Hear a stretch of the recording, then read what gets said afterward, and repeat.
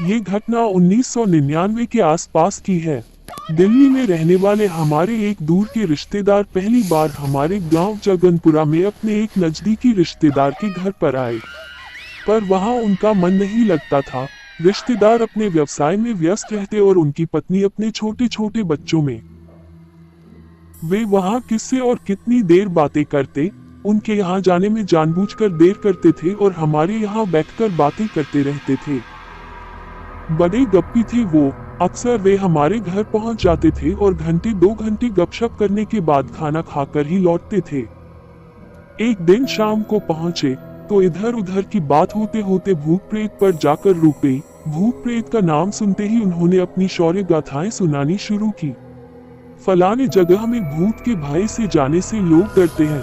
मैं वहां रात भर रहा, फलाने जगह पर ये किया, वो किया, और हम सभी उनके हिम्मत के आगे नतमस्तक थे।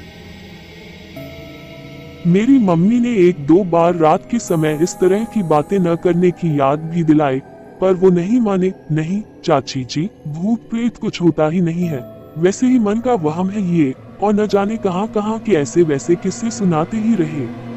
उस दिन खाते पीते कुछ अधिक ही देर हो गई थी।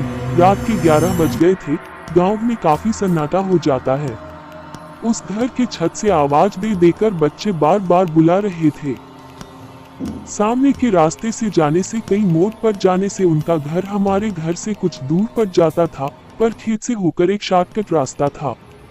हम लोग अक्सर उसी रास्ते से जाते आते थे। उन्होंने भी उस दिन उसी रास्ते से जाने का निश्चय किया।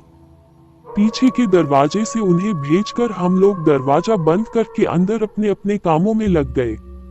अचानक मेरी छोटी बहन के दिमाग में क्या आया, छत पर जाकर देखने लगी कि वे उनके घर पहुंचे या नहीं। अंधेरा काफी था, मेरी बहन को कुछ भी दिखाई नहीं दिया। वह छत से लौटने वाली ही थी कि उसे महसूस हुआ कि कोई दौड़कर हमारे बागान में आया और सामने नीम के पेड़ के नीचे छुप गया। मेरी बहन ने पूछा, कौन है? उनकी आवाज आई, मैं हूँ। आप चाचा जी के यहाँ गए नहीं? खेत में कुएं के पास कोई बैठा हुआ है। गांव में रात के अंधेरे में चोरों का ही आतंक रहता है। उनकी इस बात को सुनकर हम लोगों को चोर के होने का ही अंदेशा हुआ। जल्दी जल्दी पिछवाड़े का दरवाजा खोला गया। पूछने पर उन्होंने हमारे अंदेशे को गलत बताते हुए कहा कि वह आदमी नहीं, भूत प्रेत जैसा कुछ है, क्योंकि कुएं के पास उसकी 2 लाल लाल आंखें चमक रही हैं।